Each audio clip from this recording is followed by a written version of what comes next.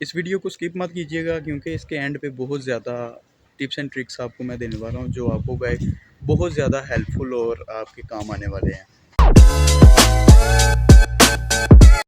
अस्सलाम वालेकुम, welcome to another video. और उम्मीद करता हूँ आप सब ठीक होंगे। अल्हम्दुलिल्लाह मैं भी ठीक हूँ। तो लास्ट वीडियो में आपने ये देखा होगा कि मेरा जो है वो यूएस का स्टडी वीज़ा रिजेक्ट हो चुका था एम्बेसी की तरफ से।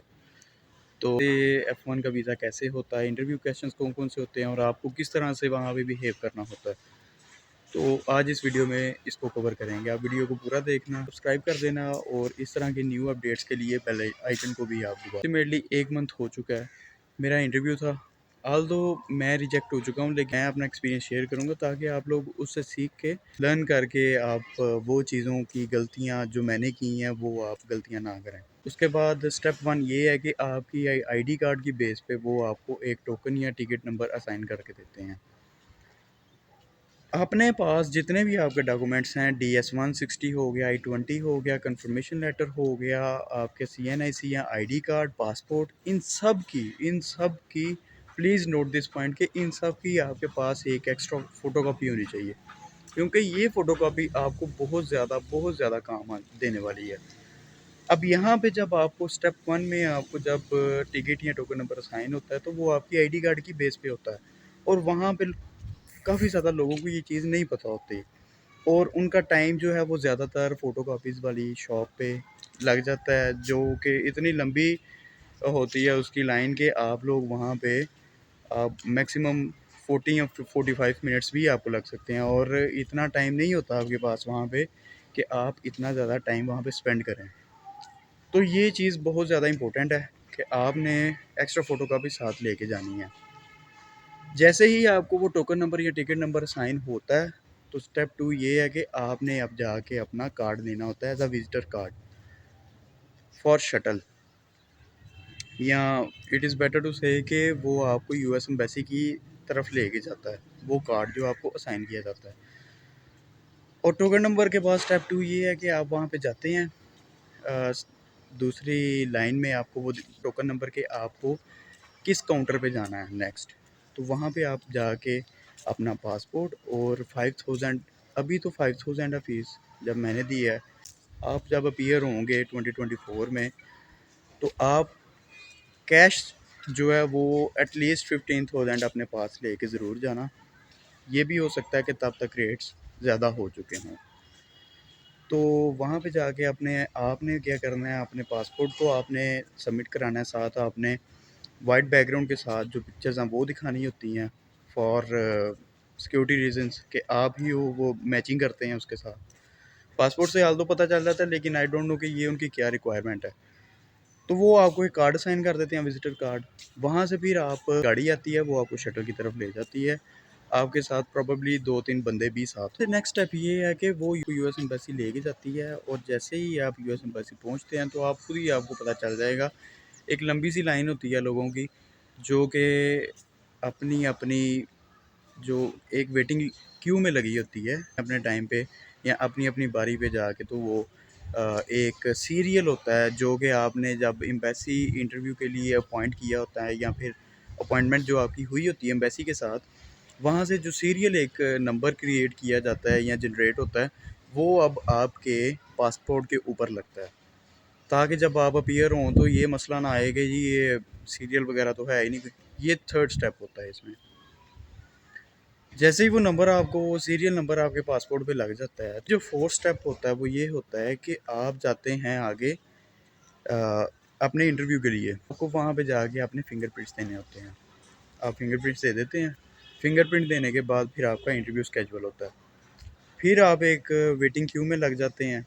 इस हिसाब से स्केजुअल हुई होती हैं सीट्स, वहाँ पे आपने उस हिसाब से एडजस्ट हो जाना होता है, और वो खुद ही अलाइन आपको कर देंगे कि आपने कहाँ पे बैठना है। और जाते हैं इंटरव्यू के लिए तो सामने वो एक लेडी होती है, वो अब आपसे मैक्सिमम 6 क्वेश्चन पूछेगी, उससे ज़्यादा नहीं पूछेगी।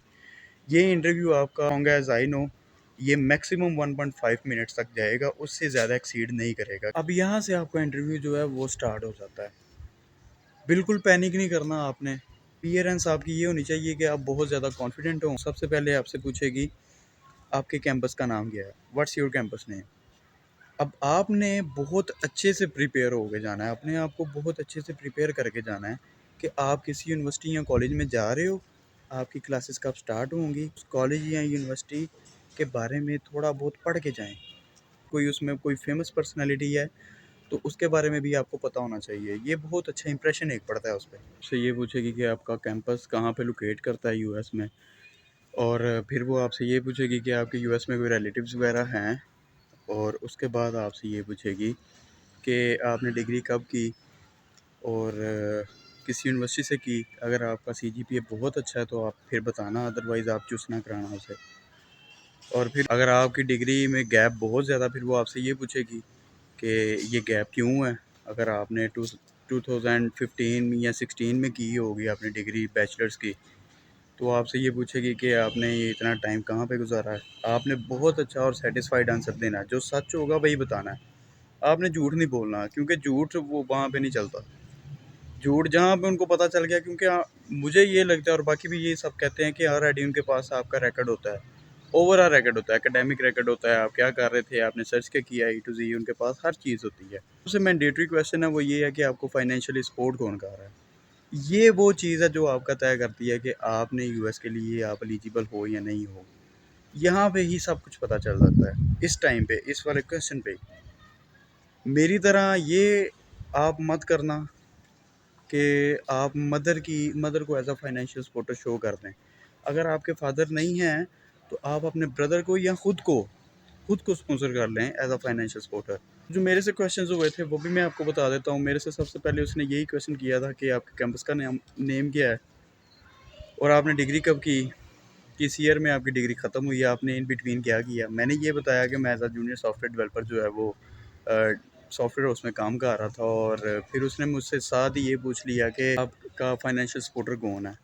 As soon as I told her about my financial supporter के मेरी मदर हैं, साथ ही उसने रिजेक्ट कर दिया। वो जब मैंने एक दो लोगों से जो कंसल्टेंट थे उनसे ये पूछा कि इसकी वजह क्या है, तो उन्होंने ये बताया कि आपकी मदर की जो फाइनेंशियल सपोर्टर है, आपने जो बैंक स्टेटमेंट लगाई है मदर की, उसकी वजह से ये सब कुछ हुआ है। तो मेरी तरह आप ये गलती मत करना, जो है वो आपको मैं प्रो टिप से। टिप 1 ये है कि आप जब भी जाएँ एम्बेसी इंटरव्यू के लिए अपने सारे डॉक्यूमेंट्स की एक फ़ोटोकॉपी ज़रूर, एक-एक की हर डॉक्यूमेंट की एक-एक फ़ोटोकॉपी ज़रूर लेके जाना। प्रो टिप 2 ये है कि आप जैसे ही एंटर हों, अपना गेस्चर और पोस्चर आपका बहुत यूनिक होना चाहिए। आई मीन इस तरह का होना चाहिए कि हैंड्स ना हो, शेकिंग बॉडी ना हो। थर्ड प्रो टिप ये है कि आपको नहीं पता है कि कितना भी टाइम आपको लग जाए एम्बेसी के अंदर, तो थोड़ा बहुत ब्रेकफास्ट करके जाना, और जो पानी की बॉटल है वो अपने साथ रखना आप, इन केस ऑफ डिहाइड्रेशन। आपके पास कैश होना बहुत ज़रूरी है, 15,000 होना चाहिए आपके पास। फोर्थ ये है कि जैसे कैसे भी हो ग्रीटिंग्स करो उसके साथ, और उसके बाद आप जैसे ही इस चीज़ को कवर करते हो, इंटरव्यू आप दे लेते हो, तो आप इंटरव्यू दे के अच्छा हो या बुरा हो, आपने उसे थैंक यू करना है और स्माइलिंग फेस रखना है। ये सबसे ज़्यादा ज़रूरी है कि आपने स्माइलिंग फेस रखा। और बहुत एक्साइटेड व्लॉग आने वाले हैं। पसंद किया तो लाइक करें, शेयर करें, सब्सक्राइब करें, और इंशाल्लाह मिलते हैं नेक्स्ट वीडियो में। अल्लाह हाफिज़।